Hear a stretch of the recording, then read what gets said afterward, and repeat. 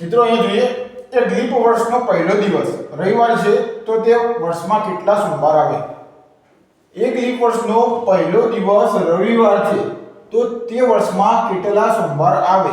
આપણે શોધવાના છે સોમવાર 51 આવે, 52 આવે, 53 આવે, 54 આવે, કેટલા આવે એ શોધવાનું છે. કોઈ બી વર્ષની અંદર વાર કેટલા હોય? 52 હોય, 53 હોય, બરાબર. જો વર્ષની શરૂઆત રવિવારથી ચાલુ થતી હોય તો એનો છેલ્લો દિવસ કયો આવે? શનિવાર, બરાબર. લીપ વર્ષ આપેલું છે એટલે 366 ભાગ્યા 7 કરીશું આપણે. 366 ભાગ્યા 7 કરીશું એટલે 54 364, બરાબર. નીચે કેટલા વધ્યા? 2 વધ્યા શેષ. એટલે 2 દિવસ કેવા છે? વધારાના છે. તો શનિ પછી કયો વાર આવશે? રવિ આવશે, રવિવાર. રવિવાર પછી કયો વાર આવશે? સોમવાર આવશે, બરાબર.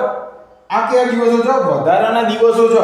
એટલે રવિવાર બી 53 વખત આવશે અને સોમવાર બી 53 વખત આવશે. એટલે આપણો જવાબ શું થશે? 53 વખત સોમવાર આવશે. સોમવાર કેટલી વખત આવશે? 53 વખત આવશે. જો વર્ષની શરૂઆત રવિવારથી થતી હોય તો, એ બી લીપ વર્ષની.